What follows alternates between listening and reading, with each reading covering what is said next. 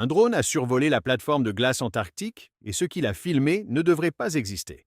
Au début de 2024, un véhicule sous-marin autonome appelé RAN a été déployé sous la plateforme de glace du Thwaites. Il est descendu à plus de 600 mètres, s'est glissé sous un plafond de glace de plusieurs centaines de mètres d'épaisseur et a pointé son sonar vers le haut, vers un monde qu'aucun être humain n'avait jamais vu. L'équipe à bord du navire de recherche s'attendait à trouver une surface lisse et uniforme, de la glace fondant de manière douce et prévisible, exactement comme tous les modèles disaient que cela devait se passer. À la place, RAN a enregistré un paysage inversé composé d'énormes canyons, et de formations en forme de larmes et de vastes cavités creuses, là où des milliards de tonnes de glace solide auraient dû se trouver. Les données étaient si alarmantes que RAN a été renvoyé encore plus profond, cette fois vers la limite la plus critique du glacier, là où la glace se détache de la roche-mère. Il n'est jamais revenu. Et ce qu'il a capturé avant de disparaître change tout ce que nous croyons savoir sur ce qui se passe réellement sous la glace. Pour comprendre pourquoi ce que RAN a enregistré sous la plateforme de glace du Thwaites a tout changé, il faut d'abord savoir ce que les scientifiques croyaient qu'il se passait là-dessous depuis des décennies, et honnêtement, ce que la plupart d'entre nous continuent de croire en ce moment même. Imagine la scène. Tu te tiens sur le pont d'un brise-glace moderne, le regard tourné vers le sud. Émergeant de l'océan noir apparaît une falaise blanche verticale, entre 30 et 50 mètres de glace solide s'élevant tout droit, s'étendant dans les deux directions au-delà de ce que l'œil peut percevoir, comme une muraille de forteresse sans fin. Et jusqu'à récemment, elle était stable. Mais les scientifiques ont découvert une faiblesse préoccupante dans la plateforme de glace qui se trouve à l'avant du glacier. C'est la plateforme de glace antarctique. La plateforme Ross, à elle seule, couvre une superficie de la taille de la France. Et pendant tout le temps qu'on l'a étudiée, l'hypothèse a été simple, cette chose est permanente. Elles fond lentement de l'extérieur. L'air attaque le dessus. L'eau tiède grignote les bords. Lent, prévisible, tout à fait gérable. Mais les satellites de la NASA passent au-dessus tous les jours, mesurant la surface de la glace avec une précision centimétrique. Des missions comme ICESat et Sentinel transmettent un flux continu d'images. Et que montrent-elles? Une vaste étendue blanche, en grande partie intacte. Peut-être quelques fissures ici et là, peut-être un iceberg se détachant du bord, mais le tableau général est solide, durable, sous contrôle. Le genre de choses qui fait dire au gouvernement et aux agences de recherche nous surveillons la situation. Et tout le monde hoche la tête et continue sa vie. Cela a créé une illusion dangereuse. Nous nous sommes dit que si quelque chose n'allait pas, nous le verrions. Les satellites le détecteraient. Les modèles nous préviendraient. Nous aurions des décennies pour nous préparer. Mais le problème, c'est que nous ne regardions que la surface. La première fissure dans cette confiance n'a pas été subtile. Elle a été violente. À la mi-mars 2022, la plateforme de glace Conger, une structure massive en Antarctique orientale qui avait survécu pendant des milliers d'années dans ce que les scientifiques considéraient comme la zone de gel profond la plus stable du continent, s'est effondrée entièrement en quelques jours. On n'avait jamais vu une plateforme de glace de l'Antarctique orientale s'effondrer, du moins pas de notre vivant, pas pendant toute la période d'observation humaine. Nous parlons de plus de 1200 km² de glace, une superficie de la taille d'une grande métropole, disparue. La docteure Catherine Walker, glaciologue à l'Institut océanographique de Woodsole, est née à qualifier cela de coup de semonce, le genre d'événement qui oblige tout un domaine scientifique à remettre en question ses hypothèses. Les modèles thermodynamiques standards disaient que démanteler une structure de cette taille devrait prendre des années, possiblement des décennies de réchauffement soutenu. Mais Conger n'a pas fondu. Elle s'est fracassée, comme si quelqu'un avait donné un coup de pied dans les fondations qui soutenaient toute la structure et que l'ensemble s'était simplement écroulé. En quelques jours, une formation qui existait depuis avant la civilisation humaine a cessé d'exister. Cela a obligé les chercheurs à regarder leurs données autrement. Et quand ils l'ont fait, ils ont trouvé quelque chose qui n'avait aucun sens. Tandis que les satellites optiques, ceux qui prennent des photographies, continuaient de montrer des surfaces blanches et intactes le long de l'Antarctique occidental, un instrument complètement différent hurlait que quelque chose allait catastrophiquement mal. La paire de satellites Grace Follow 1 de la NASA ne voit pas avec la lumière. Elle détecte la gravité. Elle mesure des variations infimes dans le champ gravitationnel de la Terre, ce qui révèle des changements dans la distribution de masse. Et voici ce qui est inquiétant. Les données de Grace ont montré que le glacier Thwaites, celui qu'on appelle littéralement le glacier de l'Apocalypse, perd environ 50 milliards de tonnes de glace par an, chaque année. C'est assez de glace pour remplir 2 fois le Grand Canyon du Colorado. Imagine charger toute cette glace dans des camions. Il faudrait un convoi s'étendant de la Terre jusqu'à Mars et retour. C'est une quantité de matière presque incompréhensible qui disparaît chaque année. Mais voilà le piège. La surface a exactement la même apparence. Aucune baisse visible de hauteur, aucune réduction de l'étendue. Les photos satellites sur les bureaux de chaque agence climatique du monde montraient la même étendue blanche qu'elles montraient il y a 10 ans. C'était la première fois dans l'histoire de l'humanité que cette région, normalement glaciale, connaissait un effondrement de glace de cette ampleur. Réfléchis à cela un instant. 50 milliards de tonnes disparaissant année après année et on ne peut pas le voir d'en haut. Il n'y a qu'une seule explication. La glace ne disparaît pas par le dessus. Elle est détruite par en dessous, dans l'obscurité totale, sous la surface de l'océan, dans un endroit qu'aucune lentille satellite ne peut atteindre. La surface que nous avons surveillée est un masque, une coquille. Et derrière cette coquille, quelque chose de dévastateur se produit face auquel nous étions complètement aveugles. Notre réseau d'observation le plus sophistiqué, des milliards de dollars de matériel orbital, regardait un mensonge. Si cette vidéo te plaît, fais-moi une faveur et abonne-toi maintenant. Parce que ce qu'ils ont envoyé dans cette obscurité pour chercher des réponses, c'est là que cette histoire devient véritablement terrifiante. Pour découvrir ce qui se passait dans cette zone aveugle, la professeure Anna Volin et son équipe internationale ont pris une décision que personne n'avait tentée à cette échelle. Ils en avaient assez de faire confiance aux satellites. Ils avaient les besoins d'yeux sous la glace. Leur arme a été RAN, un véhicule sous-marin autonome de classe Hugin. Près de 7 mètres de long, en forme de torpille orange vif, d'une valeur de plusieurs millions de dollars, et construit pour survivre dans l'un des environnements les plus hostiles de la planète. Pour te donner une idée de ce que hostile signifie ici, la température de l'eau sous la plateforme de glace du Thwaites se maintient juste au-dessus du point de congélation. La pression à cette profondeur dépasse les 60 atmosphères. Il n'y a absolument aucune lumière naturelle. Et l'espace dans lequel RAN allait pénétrer, la cavité entre la glace et le fond marin, n'avait jamais été atteint par aucun véhicule fabriqué par l'être humain. Ce n'était pas de l'exploration. C'était une insertion à l'aveugle dans l'un des derniers territoires non cartographiés de la Terre. La mission de RAN consistait en ceci. Il serait lancé depuis le navire de recherche Nathaniel B. Palmer, descendrait à plus de 600 mètres dans l'océan Antarctique, puis ferait quelque chose qu'aucune machine n'avait jamais fait. Pénétrer dans la cavité sous la plateforme de glace du Thwaites. Pense à ce que cela signifie. Au-dessus, un plafond de glace de plusieurs centaines de mètres d'épaisseur. En dessous, un fond marin irrégulier qui n'avait jamais été cartographié. Au moment où RAN s'est glissé sous la plateforme, toute forme de communication, radio, GPS, tout a été coupé, disparu. Le véhicule était complètement seul dans l'obscurité totale, naviguant par guidage inertiel et boussole, avec une marge d'erreur quasi nulle. Sa tâche était de pointer son sonar multifaisceau vers le haut et de construire une carte tridimensionnelle du dessous de la glace, un endroit qui jusqu'à ce moment n'existait que dans des simulations informatiques. Le docteur Alastair Graham, géophysicien marin à l'Université du Sud de la Floride, qui a travaillé sur les efforts de cartographie du Thwaites, a décrit l'attente à bord du navire comme presque insupportable. La théorie prédominante disait que RAN trouverait une surface lisse et légèrement courbée, comme un glaçon fondant uniformément dans un verre d'eau. Les courants en dessous étaient censés être ordonnés, prévisibles, paisibles. RAN est revenu de ses premières plongées. Les données ont été chargées et le laboratoire est tombé dans un silence absolu. La professeure Volin a rappelé plus tard que personne n'a parlé pendant un long moment. Les images sonars qui remplissaient tous les écrans ne ressemblaient à aucun modèle que quiconque ait jamais construit. Chaque prédiction, chaque simulation, chaque hypothèse sur l'apparence du dessous de la glace, tout était faux. Complètement et fondamentalement faux. Au lieu de plans lisses et de courbes délicates, le sonar de RAN a peint une image de chaos absolu. Des crêtes tranchantes, des sillons profonds se croisant les uns les autres, des changements violents et soudains de profondeur. Le dessous de la glace n'était pas une surface de fonte passive. Cela ressemblait à une chaîne de montagnes inversées. Des vallées, des canyons et des formations imposantes, le tout pendant du plafond de glace au-dessus. Mais la caractéristique la plus perturbante était des milliers de formations en forme de larmes, certaines s'étendant jusqu'à 400 mètres vers le bas depuis le plafond de glace, comme les stalactites d'une cathédrale souterraine gelée. Et voici pourquoi c'est important. En dynamique des fluides, la forme de l'arme est la forme aérodynamique optimale. Elle ne se forme que lorsqu'un objet est sculpté par un flux fort, stable et à grande vitesse.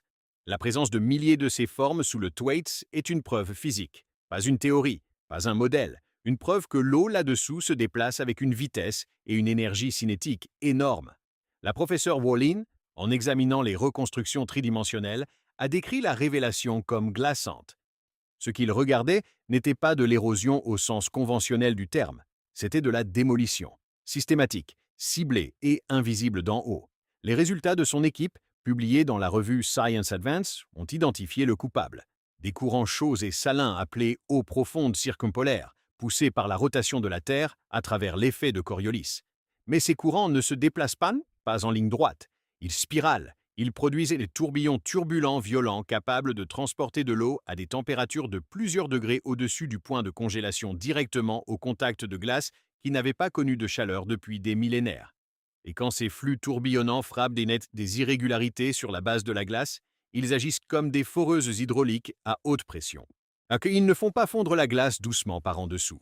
Ils percent verticalement et latéralement sa structure, creusant des canyons inversés et des conduits thermiques qui pénètrent profondément dans le cœur de la plateforme. Et la situation empire. Les données de RAN ont montré que ce processus est le plus intense le long des fractures existantes et des faiblesses structurelles. L'eau chaude trouve des fissures, les élargit de force et creuse d'énormes cavités cachées à l'intérieur de la glace, certaines assez grandes pour contenir des pâtés de maisons entiers, tandis que la surface au-dessus reste parfaitement blanche, parfaitement intacte, parfaitement trompeuse. Ces formes de larmes ne sont pas de simples curiosités géologiques. Ce sont des cicatrices, des dégâts de bataille, la preuve que le glacier Thwaites est attaqué par un système de haute énergie qui recherche activement les points faibles et les déchire de l'intérieur. Chacune de ces formations est un registre de destruction, sculpté au fil du temps par des courants assez puissants pour remodeler des centaines de mètres de glace solide.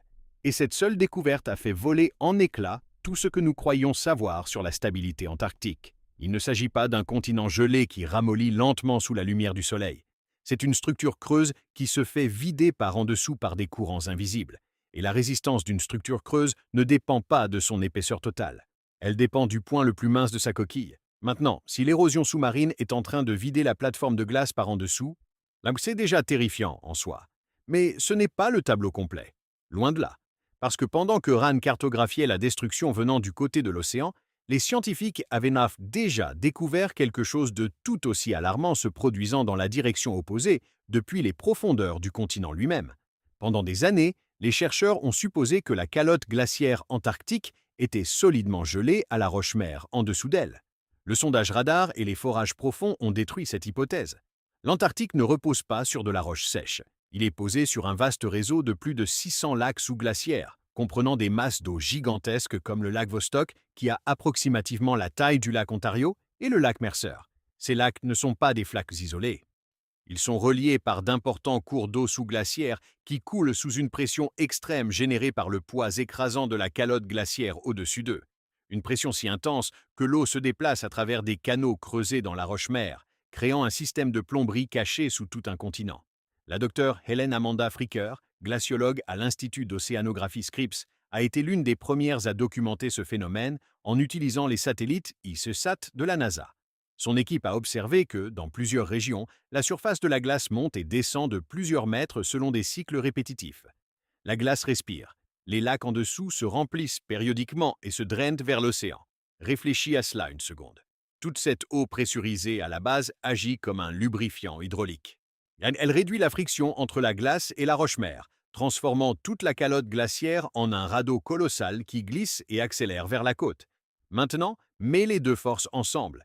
Du côté de l'océan, comme RAN l'a révélé, l'eau de mer chaude est en train de vider les supports structurels et de détruire les points d'ancrage de friction au bord de la plateforme. Du côté continental, les rivières et les lacs sous-glaciaires injectent de la lubrification à la base, poussant la glace vers la mer de plus en plus vite. C'est une double défaillance des fondations. La plateforme de glace, le bouchon qui retient les glaciers continentaux, est aminci jusqu'à devenir une coquille fragile par en dessous. Et simultanément, la pression par l'arrière s'intensifie à mesure que la calotte glaciaire lubrifiée accélère. Imagine un barrage qui se fait vider par l'avant tandis qu'un réservoir croissant pousse de plus en plus fort par l'arrière. C'est le Thwaites en ce moment même. Tout le système est pris dans un étau.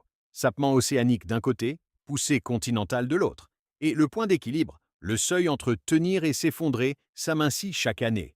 Soudain, l'effondrement de Conger a une explication physique. Il n'a pas cédé à cause du réchauffement de surface. Il a cédé parce que son intérieur vidé ne pouvait plus supporter la pression hydraulique. Une fois qu'une fracture critique s'est formée, un seul point faible cédant, toute la structure s'est effondrée en cascade. Des milliers d'années de glace accumulées, détruites en quelques jours. Non pas parce que l'air s'est réchauffé, mais parce que l'architecture qui la soutenait avait été secrètement démolie par en dessous.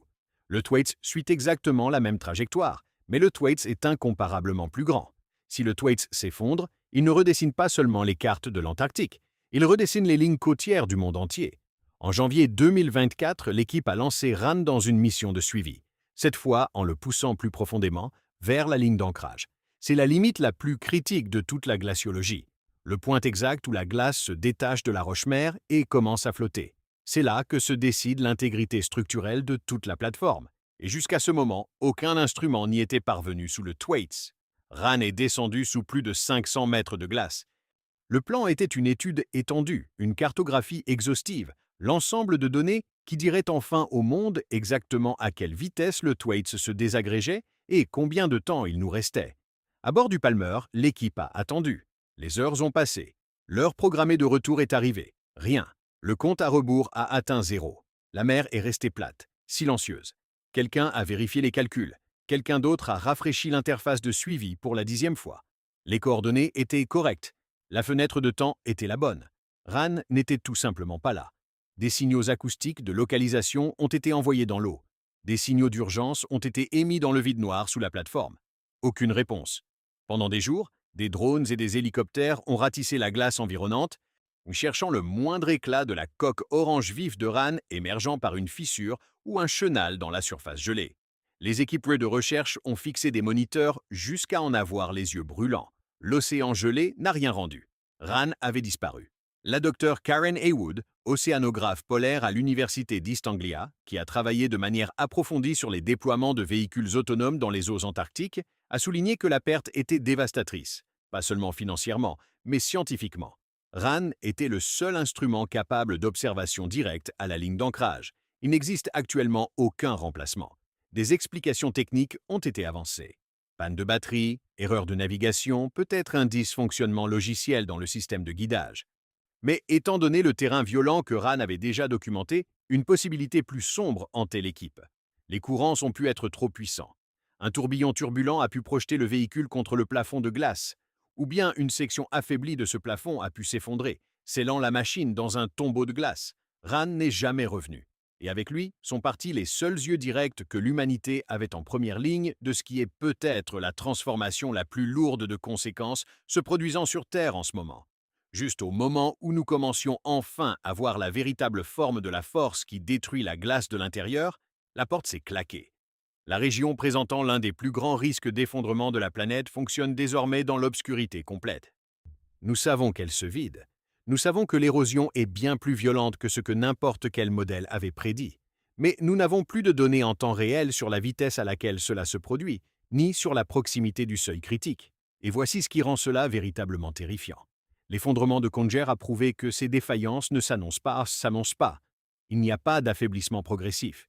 Il n'y a pas de coup de semonce. Un jour, la structure a exactement la même apparence que la veille. Le lendemain, elle a disparu. Et en ce moment précis, nous n'avons aucun moyen de savoir s'il reste au Thwaites des jours, des années ou des décennies avant le même type d'événement catastrophique soudain. Ce silence sous la mer Antarctique n'est pas paisible. C'est le silence d'un compte à rebours que nous ne pouvons plus lire. Repense à ces images spectaculaires de drones que tu as vues, celles qui glissent le long de l'imposant mur de glace et deviennent virales sur Internet. Grandeur, permanence, beauté. Maintenant, tu sais ce qu'il y a derrière. Une coquille, un masque. Ce que RAN a enregistré avant de disparaître a arraché chaque illusion sur ce que l'Antarctique est réellement. Cette magnifique façade blanche est une architecture creuse. L'apparence de stabilité se maintient tandis que son intérieur est déchiqueté par des courants turbulents. Pendant des siècles, les gens ont spéculé sur ce qui se trouvait au-delà du mur de glace. Des terres secrètes, des civilisations perdues, le bord du monde. Mais la vraie question, celle qui devrait t'empêcher de dormir, ce n'est pas ce qu'il y a derrière. C'est de quoi il est fait. Et de plus en plus, la réponse est du vide. L'effondrement antarctique ne ressemblera pas à un dégel lent étalé sur des siècles. Avec une structure vidée et des fondations lubrifiées, il suit la physique de la rupture structurelle. Le silence, puis la fracture soudaine. Un jour ça tient, le lendemain non. Il n'y a pas de sirène d'alarme. Il n'y a pas de transition progressive. La mathématique de la rupture structurelle est binaire. La charge est supportée ou elle ne l'est pas.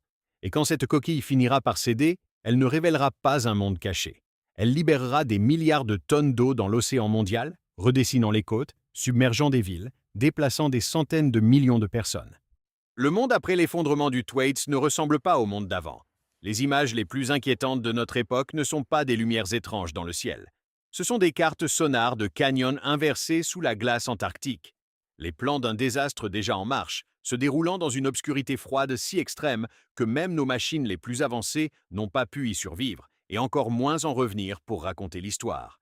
Si cette vidéo a changé ta façon de voir l'Antarctique, abonne-toi et partage-la, parce que la plupart des gens croient encore que ce mur de glace est solide et ils ont besoin de savoir qu'il ne l'est pas.